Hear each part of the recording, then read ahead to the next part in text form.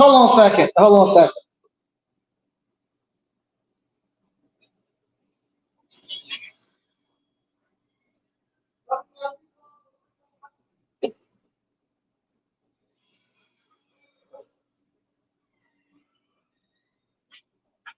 Hey, y'all, I'll be with you in 1 second.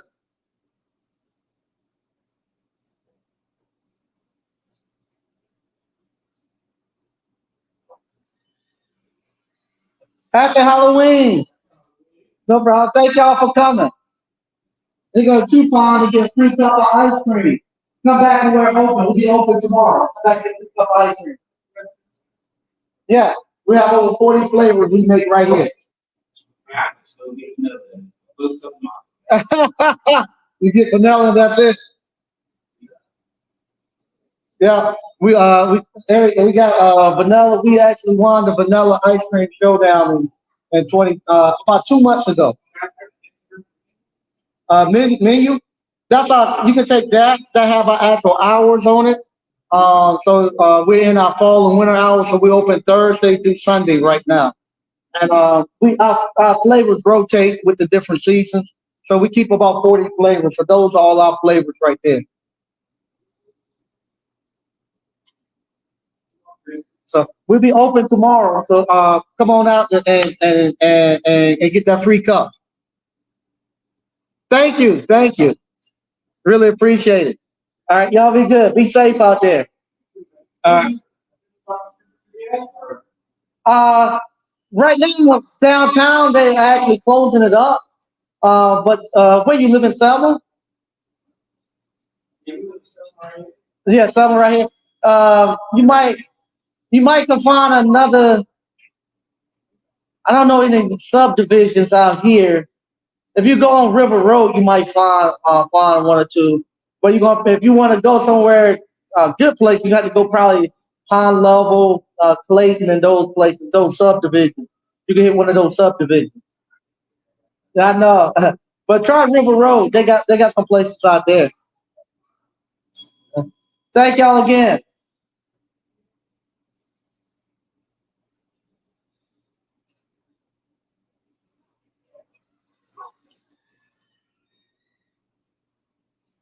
All right, here we go. Thank y'all for watching us tonight. And that kind of goes with what I was talking about tonight, what the show is going to be about. Halloween. Today is Halloween, and what they're doing downtown Selma, we have Halloween Spooktacular. So what happened? All the businesses we open up, and we do trick or treat for the kids. So, and this is something that you like because what you want people to come in and see your establishment. See, like that young man. This was his first time coming in, and he came in, he saw everything, and he's like, "Wow, I didn't know this was here." And so this is a great time to market your actual business, and not only just someplace like an ice cream parlor where I'm at now, where people come in and before they came, you might hear people. We got some stragglers who's coming in. It's supposed to end at 8 o'clock. But we still got some people who getting off work and like him with his daughter just starting to get out. But what I done today, right before they came, I put some caramel popcorn in the air. We put waffle cones in the air, so we had the smell. So when they came in, oh man, this smells good in here. This is great. So we was getting people to actually buy stuff just because of the smell, and because I knew everybody was gonna be coming in here today. I wanted to actually put out a great smell and stuff. So they came in here and got the aroma. And what you want to do, you want to with the ice cream, I want to give them something to make them come back. So you might have just saw me give them a card where they could come get free cups of ice cream. I started off doing what we call dirt cups, and I just make enough to get the crowd coming in. Where they get the word out. Say they're giving out free ice cream down the street. So once the word come out, all the kids want to come down here because we done what we call a dirt cup. And a dirt cup, what we call our dirt cup, is going to be chocolate ice cream with chocolate Oreos, and then we put gummy worms in there. And we call it a dirt cup. So we start off doing dirt cups, free dirt cups, and then the kids and stuff start telling them, and everybody start coming. Then once you run out, and even the ones who came first and got the dirt cup, we give them a coupon and say, hey, come out here tomorrow during our regular time or any time after this, and you get a free cup of ice cream. And our cards, they have these punch cards. This going to the people who own ice cream, then I get to the appliance people. And so what this is the card I give them. It's just a card. And right here, the very first one, it says free cup. So the first time they come, they get a free cup. And then every time they come after that, we'll punch it out until they get to the final one, the 10th one. Once they get to the 10th one, they get a punch. We got a wheel they get to spin, and they can win free prizes and stuff. So my thing is, if your product is good enough, you can give it away. And that's what I do. I give away 7 of these every day. But if I got all these people coming out here, I want to give them this ice cream card. And the little kids who got here late and couldn't get those dirt cups, they're going to be wearing their parents to death tonight. Take me go see the ice cream parlor tomorrow, or take me Saturday or Sunday. They got to bring these kids back up here. And I'm gonna get another crowd for the next couple of days for all these kids that came through here and got these free cups of ice cream. And if I can get them to taste it, then I can get them to come back. And the thing of it is, not because I'm giving it to the kids, the parents don't get one. When the parents come, the parents normally will buy one. So that's what I use this Halloween for, to give away free cups of ice cream. A lot of people say, "You crazy, man. You gave away over 300 cups of ice cream." But that's what I want to do, to get them to come in and taste it, and then get them coming back and just get them through the door. They came in, they got to smell, they got to see all the stuff that we have here. Now I got them wanting to come in and do more, because a lot of times they didn't even know we were here. Now, same thing with your appliance repair business. I've done this for many years. All the Halloweens, I had my appliance repair business. What I done with my appliance repair business, when trick-or-treaters came to my door at my house, we gave the trick-or-treaters candy, and we gave the parents our business card. So they'd come in, we tell them trick-or-treat. So what happened is going to be the parents, the kids will come up to the door, ring the doorbell. The parents will be standing on the bottom of the steps watching the kids. So when the kids come up to get the candy and stuff, my wife be handing out candy. Then as my kids got older, they'll be handing out candy, and I will be giving the parents coupons. Say, hey, we got an appliance repair business. We do dryer vent cleaning. Or I give them a coupon. Say, hey, I own an appliance repair business. They go my business card. It got a 10% discount on it. If you need any type of appliance repair and stuff, please give us a call. Because you got all these people coming to your actual house. You can give it to them in hand and actually talk to them, and you'll be surprised how many actual service calls I got from Halloween. When people come up to my door and they didn't know I repaired appliances, I give them a card. They'd be like, "Man, I've been looking for somebody to fix my dryer. My refrigerator is not broke. It was broken. I didn't know who to call." And they coming right to your door. You give them your card. They be calling you. And that's how I've done that for at least 12, 15 years of me every Halloween just handing out business cards and coupons. I would make flyers, dryer vent cleaning, all that, and hand it out with the actual candy and stuff. And like I said, that's how Halloween is a great marketing tool, where you just don't give out the candy without some way of getting people to come back and spend money with you. So the kids love it. I'm giving them a good product and bringing them back, and it's a win-win for me. And some of the parents got on to it, Some of the parents got on to it, They was like, "You think you slick, don't you? You know what you're doing." Yeah, I am. I'm getting you to come back. And like I say, shout out to Slick. I was actually talking to Slick, and Slick told me to talk about this tonight because I was talking to Slick when earlier tonight, and he heard me giving away the coupons. He said, "Man, you always trying to figure out an angle to get this money out of this." And he was like, "Yeah, that's pretty slick." And he told me I should come on and talk about it tonight. So Slick gave me the actual topic tonight to talk about. But I'm not going to be able to be on here long. Matter of fact, I'm going to get off in 5 minutes because this has been a very busy week for us.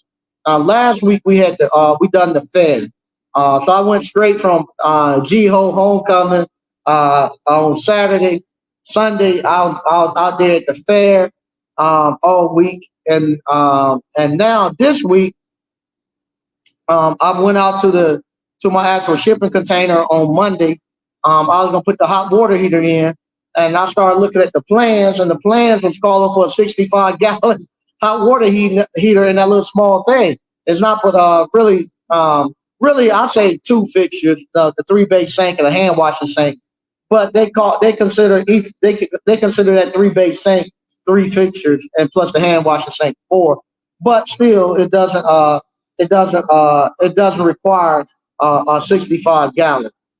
Because once again, shout out to the Department of Agriculture. I'm up under the Department of Agriculture.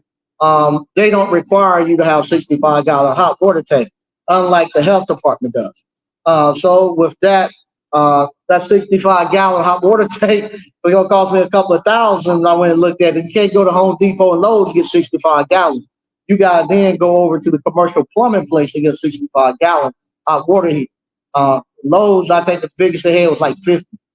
I reached out to the actual architect, and I was like, "Hey man, I'm on the Department of Agriculture. Why I gotta have 65-gallon tank in this little thing? Can we go smaller?" And from there, we reached back out to the actual mechanical, the person who done the mechanical drawings, and we reached back out to the actual the inspection department.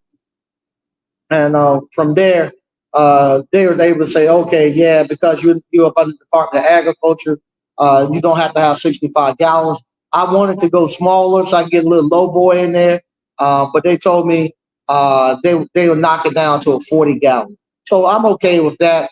That's a $400 hot water heater. I can go to Lowe's or any place and pick up. So I can go there and pick up my hot water heater this weekend, throw it in there. Same thing with the actual grease trap. We have been going back and forth about the grease trap. I was saying, because I'm on the Department of Agriculture again, I don't have to have a grease trap. And because I'm not cooking anything anything like that, they said they're saying at first I needed to have a grease trap in there. But we today I sat down with the actual mechanical drawing guy or architect, and we sat down with we went back and forth through email with the inspection department, and we pulled out the code. And the code in the code it says you don't have to have a grease trap if you meet these certain criteria. And one of the criteria was you're selling a product that's ready to eat and doesn't require to be doesn't have to be warmed up or anything. It's a ready to eat product. So with that, my ice cream is ready to eat in that shipping container. It doesn't have to be warmed up. So I fall where I don't have to have a grease trap. So with that, they're writing my letter saying, hey, putting it into the drawings and plans that I don't have to have a grease trap and that I can put a 40-gallon water tank. I didn't push. I could have pushed further along with the water tank, but when they gave me those, I told them I'm okay with the 40-gallon. Let's get it in. So with that, we're moving right ahead. This weekend, I can go ahead and put the hot water heater in and call for the inspection on Monday. So that's the reason I hadn't called for the inspection. I was trying to get the hot water tank reduced and getting my letters stating that I didn't have to have the grease trap and that I could reduce the hot water heater. I got that today, and so now I can actually go ahead and put it in and call for it. I'm gonna put it in on Saturday because what's happening, like I said, it's a busy weekend, busy week. I had an interview today with no I didn't. I had an interview yesterday with a magazine. A magazine reached out to me, wanted to do an interview. So I interviewed with them yesterday. Today we had Halloween Spooktacular, and then tomorrow we have North Carolina. North Carolina. Oh, I should know it. North Carolina North Carolina Traveler or I can't remember off the top of my head. But it's a big time magazine in North Carolina where they go around North Carolina. They do all these highlights of different cities and different places and different things to do in North Carolina. They'll be here tomorrow taking pictures and stuff like that. And they requested to come into the ice cream parlor and take some pictures of me and my son and just get some pictures and stuff. So that's why I got to get off early because we just had a slew of people come through here with Halloween and stuff. And I got to clean up and get it ready to take pictures. So I'm going to go ahead and clean this up. So tomorrow we'll be ready to take pictures and stuff and be good to go. But I want to thank everybody for watching. And I'll be back next week. Next week, I should have the shipping container ready to be inspected. I might even have some info, have some news concerning appliance boot camp next week too. I got some things that we actually might be working out at the appliance boot camp. So, with that being said, I want to thank everybody for watching, and I'll see you all next weekend. Thank you, Frank Evans. Frank Evans said, "What's up, Mike?" And I see you being successful. I don't know, man. It's a success for me. It's a destination. I'm constantly moving, trying to get there. And I'm telling you, man, it can be a hard road. It can be a hard road to try to go down.